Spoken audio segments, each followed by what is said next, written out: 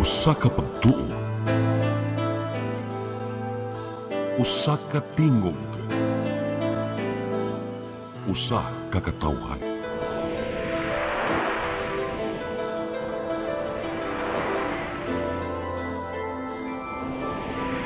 Cebu Catholic Television Network.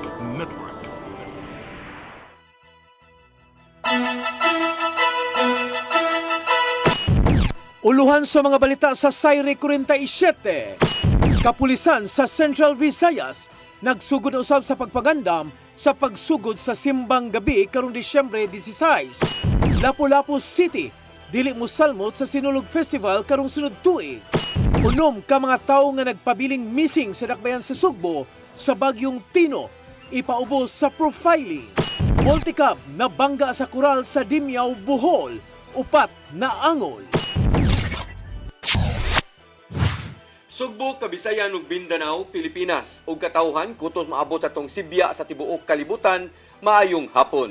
Live kita karon sa CCTN Channel 47 ug kini ang tulumanon sa nag-unang kasayuran nga angay natong masayran. Ako si Dennis Tabar. Tulumanon sa patas ng mga balita ug opinyon. Ako si Danica Caballes. Kini ang Sayre 47.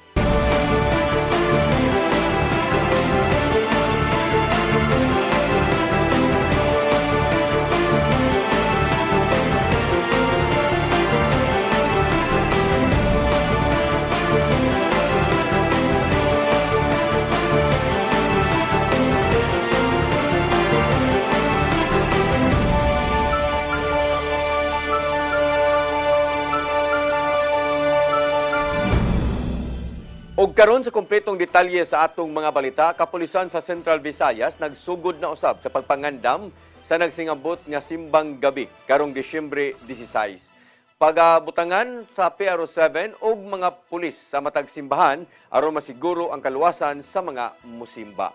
Ang kasayuran ihatod ni Arnold Bustamante.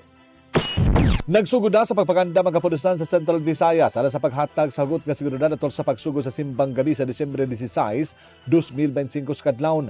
Mato ni Police Brigadier General Rodrigo Marada ng hepe sa Police Regional Office 7 nga ang tanang simbahang Katoliko nga dunay misa matag kadlawon alang sa simbang gabi ilang pabutangan ng mga police personnel. Magbutang sila mga police assistance desk sa matag dagkong simbahan aron nga maiduulon sa mga tao kung magasugat silang problema. Lagip na mga pulis nga mag-foot patrol pagsiguro nga aga mga manimbahay nga nagbakta sa kadlawon malikay sila sa mga kriminal. Yes, lahat ng ating mga places of worship, especially yung Catholic churches natin, ay priority sa deployment natin. We'll be putting up police assistance desk. Kung hindi naman kaya, we will be putting up marked vehicle to be there, foot patrol, and yung ating mga covered security para bantayan yung ating mga kababayan na nagsisimba, especially during simbang gabi. Pasalig sa general nga dunay daghang pulis ang makita sa kadalanan gikan sa sayong gabi hangtod na niya ng buntag pagsiguro nga luwas ang mga Sugboanon sila nga pagsimba. Isa kanila ang ilang alert status sa mga panahon hangtod na sa 2026 tungo sa sunod-sunod nga mga dagkong kalihukan sa Central Visayas.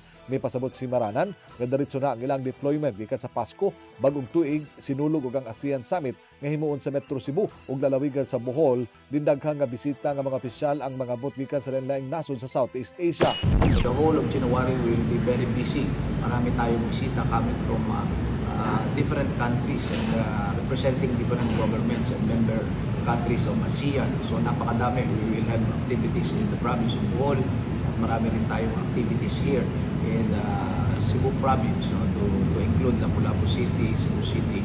Marami tayong magiging bisita. That's why the 10,000 policemen o police regional officer will be very busy, and we are studying kung kukuha pa tayo ng augmentation from other regions.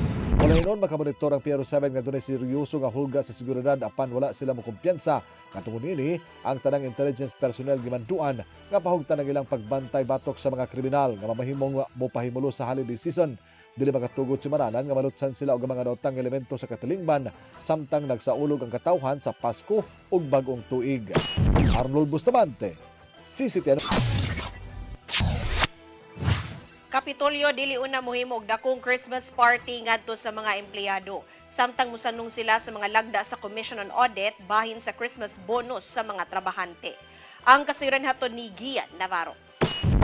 Dungan sa pagpasiga sa Christmas decoration kagabi, ipaibaw ni Gobernador Pamela Baricuatro nga himuon na lang nga simple ang kasaulugan sa Pasko sa Kapitolyo. Isip pagpakig-unong ngadto sa mga apektado sa linog ug bagyo. Dili una mohimo og dakong engranding party ngadto sa ilang mga empleyado. Gipasabot sa Provincial Information Officer nilang si Angelis Orong nga i-redirect ang pundong giandam sa dakong party ngadto sa nagpadayong recovery o rehabilitation efforts sa Kapitolyo.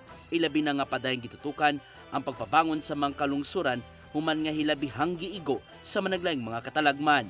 And refer good and also the message ni Gov kahapon. This is also to be one with our fellow Cebuanos who are still rebuilding or still, recovering from the earthquake and the typhoon. Apan may magyapon nga makahimo og salo-salo ang mga empleyado gikan sa tag-satag sa nila mga departamento ug buhatan isip pagsaulog na sa Pasko. Samtang makadawat gihapon ang mga empleyado sa provincial capital sa ilang Christmas bonus. Sabutan pa sa Local Finance Committee ang kantidad sa bonus ngadto sa mga regular, contractual, apil na ang job order employees. Sumapa ni Assistant Provincial Administrator Aldwin Impasis nga musubay sila sa mga lagda gikan sa Commission on Audit, ilabi na nga usa sa mga basihan sa bonus mao ang performance appraisal sa mga empleyado. Ilang yung dimension was kanang mga performance appraisal bonuses unsay indicators ana then nanay mga findings gihatag from the previous administration. So currently among i-correct ang mechanism. Taliwa sa mga giagian karon sa Sugbo, may pasalig si Baricuatro nga magpabilin ang panagiusa ug paglaom sa probinsya pinagi silang yanong kasaulugan karong Pasko. May this Christmas be the beginning of reconciliation, the beginning of wiser choices, the beginning of a Cebu where compassion is stronger than politics, and where public service is truly for the public. Ian Navarro, CCTN News. Performance incentive sa mga regular nga empleyado o salary differential sa job order diya sa Dakbayan sa Mandawi gilaumang madawat na sa dili pa ang Pasko. Year-end bonus madawat na usab kung nadawat na usab niadto pang Nobyembre. Ang kasayuran ihatod ni Mary Rose Sagarino. Gipahibaw ni Atty. Gonzalo Maligon ang City Administrator nga napanghatag na miaging buwan ang year-end bonus sa mga regular nga empleyado sa City Hall. Nadawat nila nagkantidad og usa ka buwan sa ilang suhulan. Karong Disyembre, aduna usab madawat nga dugang incentive ang mga empleyado. Napay remaining gamayng dawatonon ang regular katong performance enhancement incentive or something. And then ang katong natay gamayng salary differential para sa mga job orders o sa BHW o Clean and Green. Mao nay hopefully madawat for Pasko, but of course no subject to approval pa na sa council. Alang sa regular, makadawat og moabot sa 5,000 pesos nga performance incentive apan magdepende usab kini sa productivity sa empleyado. Samtang sa mga job order, moabot sa 5,000 pesos nga salary differential og 2,800 alang sa Clean and Green personnel og barangay health og nutrition workers. So natoy proportional kato nam nas ordinance gi-propose nga katong na-employed, di ba, from September 1 to November 30 man siguro. Ang kadang empleyado ang gikatakda usab nga makadawat og ham, tosino og longganisa. Walay ipahigayon nga engranding Christmas party ang syudad tungod sa nahitabong mga katalagman. Ang paragtapok ipahigayon sa matag departamento. Mary Rose Sagarino, CCTN News.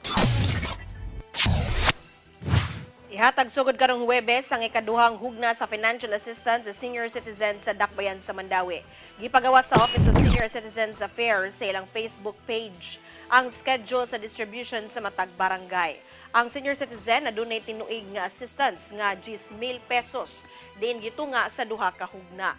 Moabot sa 30,000 ang rehistradong mga idaran sa syudad. Gipainumduman sila sa requisitos alang sa regular beneficiary, bedridden o authorization letter kung laing tao ang mukuha. Vice Presidente Sara Duterte nagpakisayod sa kahimtang siyang amahan nga natanggong karon sa ICC Detention Cell Center sa Netherlands. Samtang adunay tubag ang Malacañang sa pamahayag ni Duterte kalabot sa giingon nga mga hangol nga mga kadagkuan sa gobyerno. Ang kasayuran ihatod ni Gian Navarro. Gibisitahan ni Vice Presidente Sara Duterte ang ama niyang si kanhi Presidente Rodrigo Duterte nga gitanggong gihapon karon sa ICC Detention Center sa The Hague, Netherlands. Gituki nila ang kahimtang sa panglawas yang amahan, pamilya ug politika. Apan wa gilakip ang nimong pagbati human gibasura ang petisyon nga interim release niadtong Biyernes na hukman sa pre-trial chamber sa International Criminal Court nga ibasura ang interim release request ni Duterte human pulos na pakya sa tanang rason kun grounds. Unanimous ang desisyon sa mga huwes mong kinasingkasing kining gidawat sa pamilyang Duterte. Well, today is a good day. Maganda yung usapan namin sa politika. May konting usapan about sa pamilya pero karamihan sa politics at kung ano yung nangyayari last night. Tunol sa Vice Presidente ang mensahe sa amahan nga to siya mga supporters nga kung mahimo at imanon kanunay ang panglawas kay bugnaw na raba. Ilabi na nga nasayod siya sa daghang mga Pilipino nga nag-atang kaniya sa gawas sa pamasin nga madungog sa mga huwes gikan sa ICC ang nihimong apelar.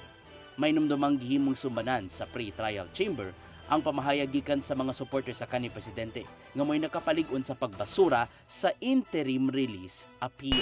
Nakailang ulit na daw siya nasabi sa inyo na natanggap niya daw lahat ng messages nyo, na tanggap niya rin ang mga prayers ninyo, and do not daw parang sacrifice your health staying out in the cold.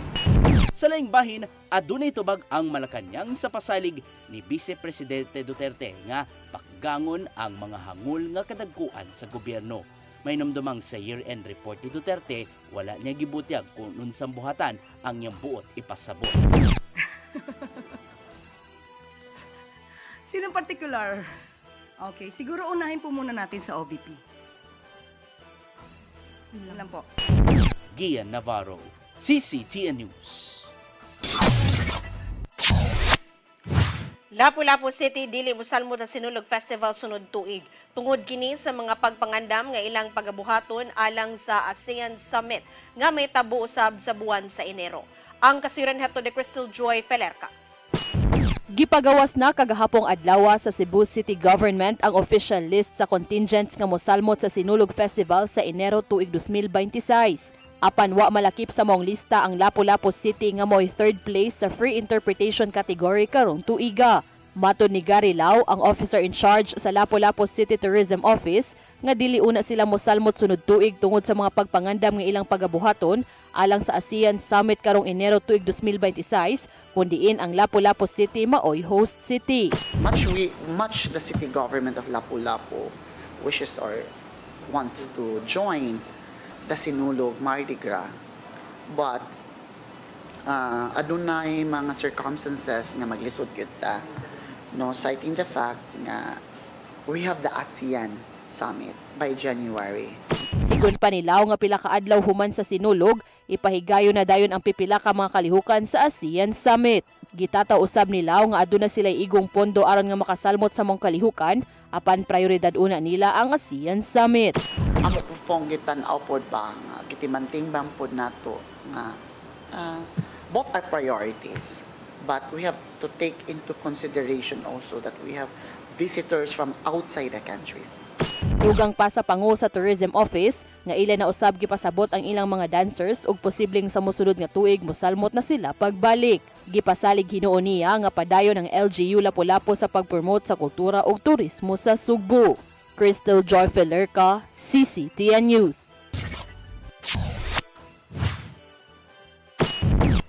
Mosunod, unom ka mga tao nga nagpabiling missing sa dakbayan sa Sugbo sa bagyong Tino, ipaubo sa profiling. Kana og daghan pang mga balita sa pagbalik sa Sayri 47.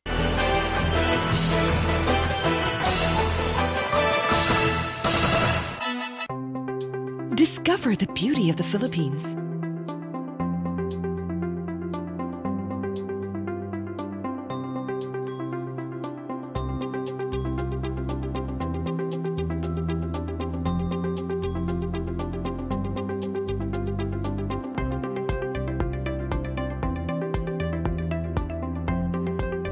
with Philippine Airlines, the country's flag carrier.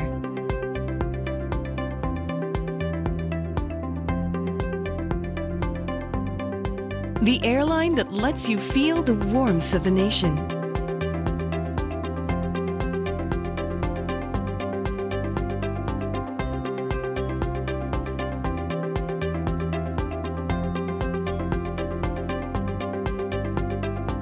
Mabuhay!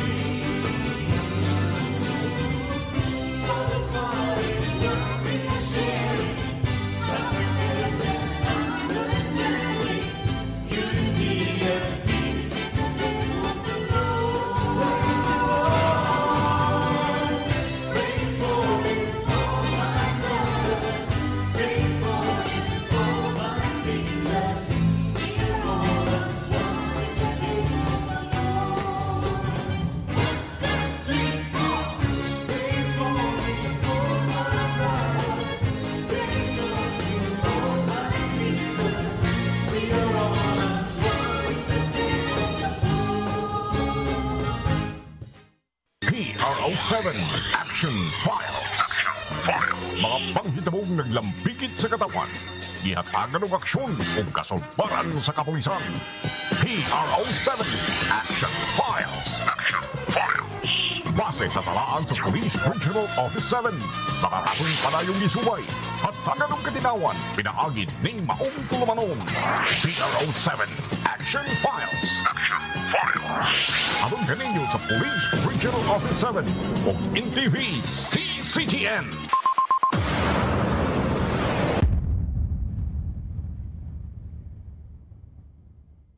Press Briefing. Midweek reset. Real talk. From headlines to hot takes. This is Press Briefing, the show that has it all. Midweek, we cut through the noise and bring you the stories that actually matter. News, views, insider scoops. Straight from the source. Right from the horse's mouth. Politics, public issues, community concerns, and controversy. We break it down. No filter, no filler. Press Briefing. Sharp, fearless, always relevant. Brought to you by the Cebu Press Club. Beyond the headlines, we are Cebu's voice. We are the voice of truth and reason in every town, in every season. With pens of light, we draw the line for justice, peace, and stories spine. Cebu Press Club, our banner flies beyond the noise, beneath the skies. Integrity, our step for people hand in hand beyond headlines. We proudly stand. Di siya kumutuog na Ginoo. Pero magulo ng bata na. Nangita lagi ni gatas. Kasabot ka, akong ipakuha. Dario! Ah! ug naa sa unang Timoteo 3:15 nga ang iglesia sa buhi nga Dios mao iyang panimalay ug mao ang haligi ug sukaranan sa kamatuoran. Ayo! Kasi tayo! May hatag lang unta kong gatas para sa inyong anak. Basin kadahong ka nga ikaw ang gwapatan. Unsay reparation, Monsignor? Buhi kag laing bata aron mabayran ang imuhang nahimo nga dakong kasalanan.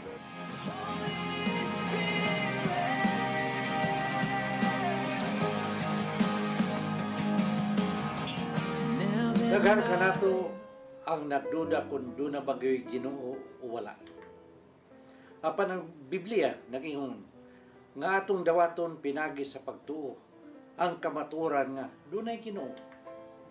Sa Hebreo 11:6 nag-ingon, walay makapahimot sa Dios kung walay pagtuo. I came for you.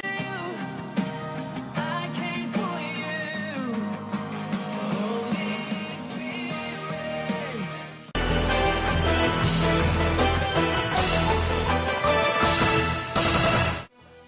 Balik sa ato mga balita, unom ka mga tao nga nagpabiling missing dinhi sa dakbayan sa Sugbo human sa bagyong Tino ipailam sa profiling sa mga otoridad. Subay kini sa kabalaka nga naangkon sa mga kabanay nga apektado sa maong bagyo. Ang kasayuran ihatod ni Gian Navarro. Nagpabiling hagit sa Cebu City Government ilabi na sa City Disaster Risk Reduction and Management Council ang pagpangita sa nahabiling unom ka mga missing o sa kabuan human giigo ang syudad sa Typhoon Tino. Maong muhimo sila og profiling sa mga gipangita uban ang Department of Interior and Local Government, Philippine National Police, City Health Department ug Cebu City DRRMO. Himuon ang profiling karong Disyembre 17 diin makigalayon sila sa kabanay sa mga na-missing aron makakuha og dugang impormasyon bahin sa ilang identity. Gihangyo sa syudad si Consul Dave Tumulak aron giyahan ang multi-agency nga lakang bahin sa kahimtang sa mga na-missing pa. Gibutyag gitumulak nga posibleng niabot na sa masilingang probinsya ang mga nangaanod na nga lawas tungod sa kusog nga flash floods. Ito ang grupo sa Cebu City Disaster, ongoing gihapon ang search and retrieval. Wa giniputol. No? Naabot na ganit ang Compostela from Paril padawong sa Compostela. Nainakuha diha sa Compostela nga side. Pero gilubong ni kaya nagpaabot pa ta sa NBI pagkuha sa atog DNA. Hinungdan nga wala giundang sa City DRRM office ang ilang search and retrieval operation nunot sa kabalakang naangkon sa mga kabanay nga na-missing. Maong pursigido ang dakbayan sa pagpangita kanila dungan sa pasalig nga mailhan ang mga na-missing sa higayong matultulan ang patayng lawas. And as long as the family dili na, that's the time mohunong ta. But nakita magud namo sa family na they're asking assistance sa city government to find ways to find the bodies. Samtang walay puas ang Cebu City Government uban ang utility companies aron mabalik sa hingpit ang supply sa tubig ug kuryente ngadto sa mga dapit kay giigo sa bagyo. Apil no sab sa pagsiguro ang luwas nga kapasilungan alang sa mga nanimuyo gikan sa mga dapit nga gipapahawa ubos sa no-build zones. Place na, although dili pa kompleto ang ilang mga kinahanglanon, pero daghan kay nagtabang nato nga makapuyo na sila, although manggani dili permanente sa ilang temporary nga kapuyan. Gian Navarro, CCTN News. Abagan sa TESDA ang mga apektado sa nangaging mga katalagman, pinagis training sa mga technical vocational programs. Mato ni Deputy Director General Galio Glino III nga mohatag ang TESDA og skills training alang sa carpentry o electrical installation aron mapaymuslan sa uban. Magamit kini sa nagpadayong rehabilitasyon sa mga balay nga giguba sa kusog nga linog ug bagyo. Giandam na sa TESDA ang 5 million pesos alang sa mga tech-voc skills training ngadto sa mga apektado sa linog. Mutabang usab ang TESDA ngadto sa pipila ka mga tabanguno nga komunidad, pinaagi silang community-based programs. para po makatulong sa ating mga bayan na maka-rehabilitate, maka-repair ng mga bahay po nila na naapektuhan ng lindol. Ito po ay ang ano ni Secretary Kiko Benitez na mag-build po ng skills for survival, for recovery, for disaster. 34 ka mga classroom sa Mactan Airbase Elementary School sa Lapu-Lapu City nabahaan kagapong adlaw tungod sa kusog nga uwan. Kapin sa 700 ka mga tinun-an o mga magtutudlo ang napugos sa paglusong sa baha aron lang makapauli. Ang kasayuran ihatod ni Crystal Joy Filerca. Nagpatong na lang sa ilang mga bangko ang mga tinun-an sa Mactan Airbase Elementary School sa Barangay Paho, Lapu-Lapu City. Sa dihang nasudlan na og baha ang ilang mga classrooms tungod sa nasinating kusog nga pagbundak sa uwan kagahapon sa buntag. Mato ni Jerry Jimenez, ang principal sa mong tunghaan, nga kini mo ay mando niya ngadto sa mga magtutudlo aron nga dili mabasa ang mga tinun-an samtang naghuwat sa ilang mga ginikanan nga mokuha kanila. Ang kusog nga uwan nga nilanat og kapin 2 ka oras nakabaha sa school ground sa mong tunghaan og 34 ka classrooms. Hinuon, dili magkaparehas ang level sa tubig, apan sigon pa ni Jimenez nga hapit moabot sa tuhod ang pinakalawom. Nibutyag usab ang principal nga sa dihang nagsugod na sa pagbundak ang kusog nga uwan, gipakuha na niya sa mga ginikanan ang ilang mga anak. Maong sa mga videos nga nikatap sa social media, makita nga adunay mga tinun-an ang gipangkugos na lang silang mga ginikanan, apan adunay uban ang nilusong gyud sa baha aron lang sila nga makauli. Sa dato sa mong tunghaan, niabot sa 717 ka mga tinun-an og 43 ka mga magtutudlo ang nilusong sa baha. Hinuon kaganihang buntag, nagpadana si Kapitan Lindon Guba sa Barangay Paho og mga antibiotics ngadto sa mong tunghaan aron nga makainom ang kadto mga nilusong sa baha kagahapong adlaw. Samtang matud usab ni Dr. Ronald Ferrer, ang Assistant Schools Division Superintendent sa DepEd Lapu-Lapu City Division, nga ang mga DepEd nurses mobisita sa mga tunghaan nga nabahaan aron nga ma-monitor ang kadto mga nilusong sa baha. May instructions like at mga batang ng lusong to have to be monitored labi na sa lipitos no niya. Our nurses sa DepEd are also instructed nga to conduct visits aron makita dito kung sa estado sa health sa atong mga bata, and if there are symptoms so man na siya nga we closely coordinate with the city health office with the city government aron madagaan o treatment or possible prophylaxis. Subay sa mong balita, nibutyag usab si Dr. Leonard Kevin Omnes, ang hospital administrator sa Lapu-Lapu City Hospital, nga alang sa mga ginikanan og mga tinun-an nga nilusong sa baha ug nakasinati na og mga simptomas sa leptospirosis, kinahanglang magpakonsulta dayon aron nga mahatagan og saktong tambal. For 8 years old and below, ay alternative nga tambal ana katong pwede sila mag-azithromycin, pwede pud sila mag-amoxicillin.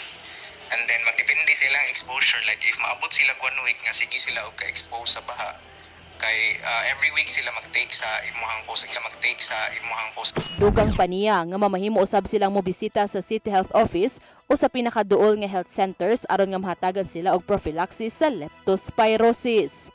Crystal Joy Filerca, CCTN News. Mandawi Business Permit and Licensing Office nakatala og mas taas nga koleksyon sa business tax karong tuiga itandi sa miaging tuig. Samtang libuan usab ka mga negosyo ang nahatagan og notice sa violation. Ang kasiran hatod ni Mary Rose Sagarino.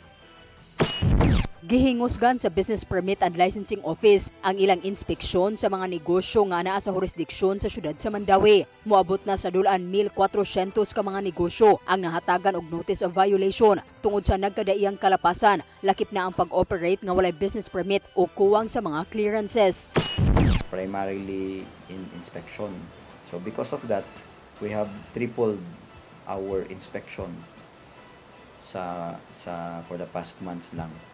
Mauna nga tungod kay daghan kay mig makover, daghan kay mig maadto, daghan kay mig tao, daghang makit-an nga mga businesses that wala pa nag-comply, so nanguha sila permit. Napoy uban nga na determine nato nga naay mga misdeclaration, like dili mao ang ilang gi-declare initially sa ilahang application, or na-expand sila but wala nila ni-declare na sila warehousing, na sila wholesaling, but ang ilang gi-declare office lang.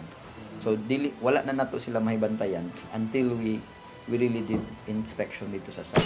Ang paghingusog sa inspeksyon ang usa sa gitudlo nga hinungdan sa pagtaas sa koleksyon sa business tax karong tuiga. Sa dato sa BPLO, niabot na sa 1.6 billion pesos ang nakolekta nga buhis hangtod Oktubre pa lang. Mas taas kini sa 1.5 billion pesos miaging tuig. New developments diri sa Mandani Bay has been aggressively opening. Unya daghan po tag mga outside the city core nga mga commercial zones nya usa pod ni nakatabang is our aggressiveness atong inspection kanang the administration has really focused on enforcement na side. That's why daghang kay sila og daghang kayo mga gi-augment sa BPLO. Ang Mandawi adunay moabot sa kapin 16,000 ka mga rehistradong negosyo, sagad wholesale ug retail, transportation ug storage, manufacturing ug uban pa. Mary Rose Sagarino, CCTN News. May pasalig si Cebu City Mayor Nestor Archibal nga makahatag kini og refund ngadto sa mga trabahante sa Cebu City Hall nga wa makadawat sa ilang uniforme. Sumapa sa mayor nga napakyas ang paghatod sa mga uniforms sa mga na-procure unta sa miaging administrasyon. Kini ang nahimong lakang ni Archibal human gikabalak-an ni Konsyal Jun Alcober ang salary deduction sa mga empleyado aron lang adunay uniforme. Apel sa mga apektado niini mao ang mga trabahante sa City Hall nga wa girinyo sa administrasyon ni Archibal. Tungod niini, sulbaron ni Archibal ang maong suliran aron makabalik kung mabalik ang pagsalig nila ngadto sa kagamhanan sa syudad sa Sugbo. Highway Patrol Group 7 miauhag sa mga local government units sa ilang i-regulate ang mga e-bikes o e-trikes aron dili makaagi sa national roads nga naghatag kanila og peligro. HPG 7 nagpaabot sa kamanduan sa ilang unuhang buhatan kung unsa ang ilang papel sa pagpanakop sa mga e-bike. Ang kasayuran ni hatod ni Arnold Bustamante. Kasamtangan unang nagsuspenso sa Land Transportation Office ang pagmatuman sa pagban sa mga electric vehicles sa labi na ang e-bikes o e-trikes nga moagi sa mga nasudnong karsada nga gitakda na unta kagahapon adlaw. Inay dito na kini ipatuman si Enero 2, 2026. Rason sa mga ahensya tungod kay mohimo una sila og information drive aron masayon ang publiko lakip na ang mga driver niini nga gidid-an na sila nga moagi sa mga national road. Amo nga kamanduan nagikan kini sa buhatan ni Presidente Ferdinand Bongbong Marcos Jr. tungod sa nadawat ini nga reklamo gikan sa publiko. Si Police Lieutenant Colonel Willie Marchu, ang Regional Chief sa Highway Patrol Group 7, libot siya ato sa Pinline Forum nga wala pa sila masayod kung unsay papel silang muhatan sa pag-impound sa mga e-bikes o e-trikes. Apan na lang niya nga kinahanglan nga aga mga local government units ang mo-regulate sa mga mga sakyanan tungod kay kini dili man rehistrado sa LTO. Mamahimog sila aga mudakop kung aduna nay ordinansa ang dakbayan o munisipyo kung ugaling moagi kini sa mga nasudnong karsada. Gibot siyang nityo nga kasagaran sa mga nagmaneho sa mga e-bike walay mga lisensya o ang uban mga bata pa kaayo. Giangkon sa pulis opisyal nga daghan na ang nadisgrasya sa mga e-bike sa Pilipinas, dinhi kalas gyud og kinabuhi ang labing awahing aksidente nitabo dito sa Antipolo. Din tulog gyud sa kinabuhi agad nakala sa dihang nga mikalit og U-turn ang mao nga sakyanan. I would like to appeal that this must be regulated, especially sa mga municipals going to the provinces, no, from north to south, going to Danao, going to adto ka sa Naga, ubay-ubay yun ni sila. Usa sa nakaproblema na ning mao nga matang sakyanan, wala kini rehistro ug kung makasugat kining aksidente, walay insurance ang mahatag silang pasahero o baka silang mabiktima. Dumi kanini ang ayan nga dunay himuon nga lakang ang gobyerno bato kanila aron usab nga mahatagan og proteksyon ang mga manakayay. Arnold Bustamante, CCTN. Mosunod, multicab na bangga sa koral sa Dimyaw, Bohol, upat na angol. Kana og daghan pa mga balita sa pagbalik sa Sayri 47.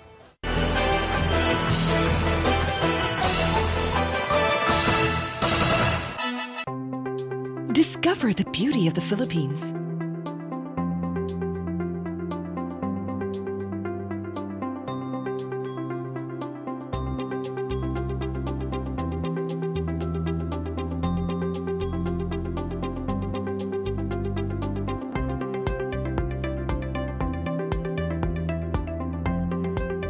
with Philippine Airlines, the country's flag carrier.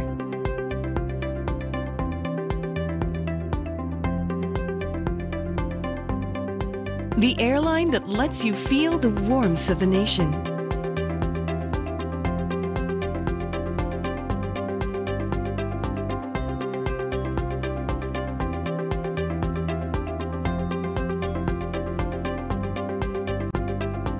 Mabuhay!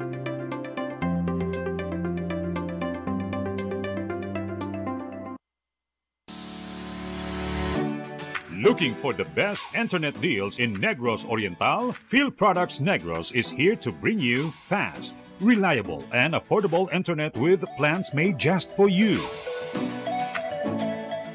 For as low as 899 pesos per month, enjoy speeds of 50 Mbps, perfect for streaming, working, or studying from home. Need more speed? No problem. Get 100 Mbps for just 1,199 pesos. 150 Mbps for only 1,499 pesos, or our fastest plan, 400 Mbps for just 2,399 pesos per month. Plus, you can add over 100 cable TV channels to your internet plan for just an additional 100 pesos per month. That's entertainment and lightning fast internet all in one.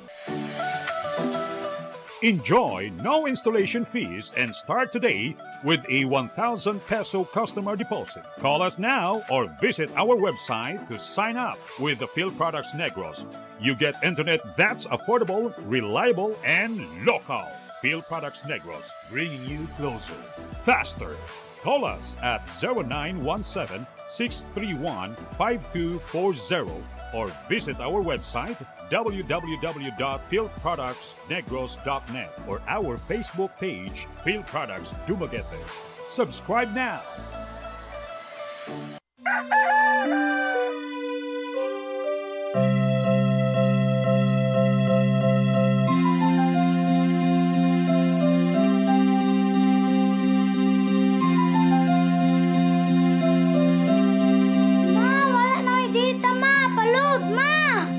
Sorry ma'am, na-late ko.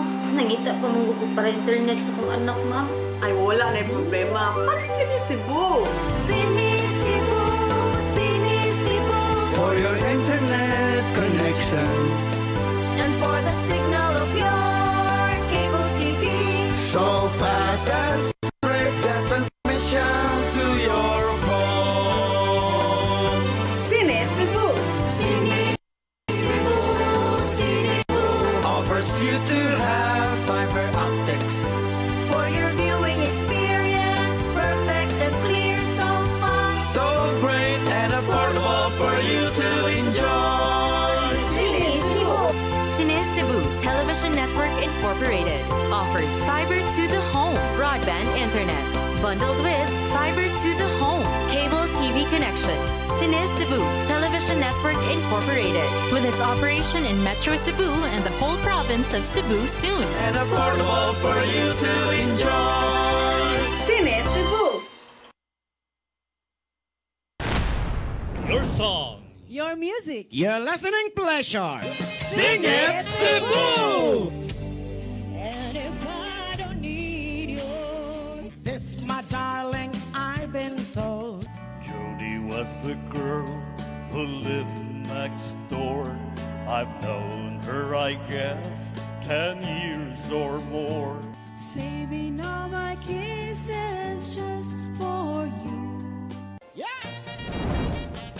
You got me jumping like a crazy clown, and I don't think you're right to put him down.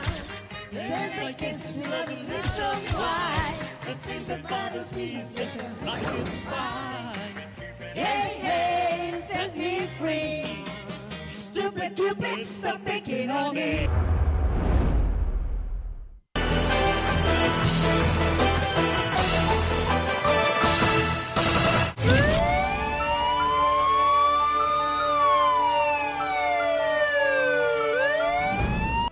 Balik sa ato mga balita, multicab nga padung sa dakbayan sa Tagbilaran na bangga sa sementadong kural sa barangay Tanguhoy, Dimiao, Bohol, human makatug ang driver. Driver gitabang human mapiit sa monobila samtang tulo niya ka mga pasahero na angol. Ang kasayuran ihatod ni Arnold Bustamante. Multicab nga padung sa dakbayan sa Tagbilaran ang nabangga kini sa sementado nga koral sa National Highway sa barangay Tanguhay, lungsod sa Dimyao, probinsya sa Bohol, alas 6:25 gani ng buntag. Human makatulog ang driver niini. Angol ang tulo ka mga sakay niini nga silang Elmer Ighot, 54, Brian Alisor, 43 ug Rex Limbaga, 43, puros taga Ubuhan District, Tagbilaran City. Samtang ang driver niini nga si Vincent Humawas, 26 anyos, residente sa barangay Luok, Hagna, Bohol, ang naipit sa manobela sa multicab tungod sa kakusog sa impact sa iyang pagkabangga. Sa investigasyon sa Dimyao Municipal Police Station, gagikan sa lungsod sa Alicia ang mao nga multicab nga dunay plate number nga GBY 6348 nga color orange og padung kini sa dakbayan sa Tagbilaran. Pag-abot sa korbanahon nga bahin sa karsada sa barangay Tanguhay sa lungsod sa Dimyao, nakatulog matod pa ang driver niini nga si Humawas nga mahinungdan nga nawagtangan kini kontrol sa manobela og mibangga kini sa konkreto nga koral sa dapit kang gipadag-iyan ni Remedios Cantilla. Tungod sa kakusog sa pagkabangga, naangol ang tulo ka mga pasahero, samtang ang driver nga si Humawas ang napiit kini sa manobela. Dali nga narawag sa police station ang mga residente sa dapit aron ma-rescue ang mga biktima og pipila ka minutos ang nakalabay. Naabot ang mga personnel sa Dimyao Municipal Police Station nga maunasab ang nanawag sa rescue unit personnel sa Tarsier sa lungsod. Balampuso nila nga nakuha ang driver nga napiit nga daling gidala sa Valencia Hospital apan gibalhin raw sa dayon sa Governor Galyares Memorial Hospital. Lagip na ang tulo ka mga pasahero niini. Arnold Bustamante, CCTV News. Napulo ka mga pulis nga gipaubos pa sa field training program lakip sa gihatagan og medalyang ng kadakilaan sa Police Regional Office 7. Tungod kini sa ilang pagtabang sa mga residente sa lungsod sa Liloan ato sa flash flood mugna ni Bagyong Tino. Ang kasiren hatod pagbalik ni Arnold Bustamante. Gitunulan ng medalya ng kadakilaan ang mga pulis nga nakatabang sa pagsalbar sa kinabuhi sa mga residente sa lungsod sa Liloan atol sa natabong nga flash flood mugna ni Bagyong Tino niadtong Nobyembre 4, 2025 nga mikalas og daghang kinabuhi. Ang ipanghatagan og pasidungog sa Police Regional Office 7 sa pagpangulo ni Police Brigadier General Rodrigo Maranan mao silang Police Lieutenant Colonel Dindo Alaras ang hepe sa Liloan Municipal Police Station ug ang duha sa napulo ka mga bagitong pulis nga nagranggo pa og police patrolman nga gipaubos pa sa field training program nga silang Joshua Bustamante nga lumad nga taga-delegate og RAL Estrella. Samtang gihatagan usab og certificate of recognition ang tulo ka mga sibilyan nga mitabang sa mga pulis sa pag-rescue dito sa barangay Kutkut lungsod sa Liloan nga silang Francis Narvasa, ang driver sa wing van ug ang ihang pahinante nga si Rick Vincent Arañez ug Joel Alarce. Silang Narvasa ug Arañez napapha silang trabaho human makita silang amo nga gamit ang wing van sa kumpanya nga gitaak sa baha ato sa pag-rescue sa unom ka mga tao. Gidayeg ni Marana na maong mga individual ug gipasalamatan silang gipakita nga kaisog nga bisan nag-ungaw sa kamatayon ng ilang kinabuhi, maisugon kini nga miluwas neto nga nanginahanglan silang tabang. So Francis, Anthony, Rick Vincent, Joel at Felix, maraming salamat sa inyong kahanga-hangang paglilingkod noong panahon na nanalasa si Bagyong Tino. Sa oras ng panganib, hindi nyo inalintana ang sarili niyong buhay. Kahit nga natanggal kayo sa trabaho, but I believe the good governor of Cebu Province has given you another opportunity to work with the province as provincial drivers and employees. So another round of applause to our good governor. Samtang alang kang Police Patrolman Joshua Bustamante, dako na kaya niya nga garbo nga nakadawat siya og pasidungog nga gitunol ngadto kaniya, di nakita sa kadagkuan sa kapulisan ang ilang nahimo uban siya nga mga kaubang bagitong pulis. Mato ni Bustamante nga isip usa ka pulis duty ug responsibilidad nila ang pagluwas og kinabuhi panahon sa kalamidad. Wadi ko ma-expect ani nga pagkakarasib ko kay siyempre as a police officer, it's our duty and responsibility to save lives in our community. Isa-isay ni Bustamante kung unsa ang nahitabo sa dihang iyang gitabangan ang upat ka mga membro sa pamilya sa usa ka panimalay sa barangay Kutkut sa lungsod sa Liloan nga gibahaan ang sulod sa balay niini. Matud niya nga dali kaayo ang pagsaka sa tubig nga miabot na padung sa liog ug kinahanglan na sila nga dalhon sa labing luwas nga lugar. Walay pagduha nga milangoy si Bustamante padung sa mga balay aron tabangan ang upat ka mga tawo nga masaka sa atop aron ma-safety. Bisan nga nakainom og tubig kisulod niya ang balay ug giguba ang bintana ug gitabangan sa pag-alsa aron nga makasaka sila sa atop ug balikayan nga mabanla sila sa kusog nga bulog sa tubig hangtod nga naluwas kini. During that time sir kanang rapid kayo ang flash flood kay siya ang tubig. Then naman may silingan sa atbang sa whole family to siya. mag-asawa niya, kagmay kay silang puros dyan, 2 ka anak, yan, nangilak na sila sir ba niya. Ako may una nakasaka sa atop din. Muto, lapas naman silang, diri na silang chester ba ang tubig din. Muto, so kaya ang current sa tubig, pero ako dyan gilangoy dito. Lagit sa natagan ng medalya, mao silang Police Patrolman Niño de Vinagracia, Police Captain Wilmer Castillo, ang Hepe Talamban Police Station sa Cebu City Police Office, Police Executive Master Sergeant Fernando Tangkino o Police Staff Sergeant Aldrin Matinao. Gawa sa medalya gitunulan usab sila ni Maranan og financial assistance nga wala gibutyag kung pila kini. Arnold Bustamante, CCTV. Mao kadtong naglangkob sa atong mga balita sa Sayri 47, ako si Dennis Tabar. Sa ato Christmas Countdown, 23 kaadlaw na lang sa dili pa ang Pasko. Ako si Danica Caballes, sangtod ugma sa inyong paboritong tulumanon. Sayri 47. Uban sa kapala sa pagkikain, sa puso natong ipanalo. Pasko na, Pasko na, Pasko na. Gugma ang angay na paambi sa iksuntang hubo, gutom sa pagmahal. Kay kaniya mo lang mapatayag kung sa'y kahulugan sa Pasko.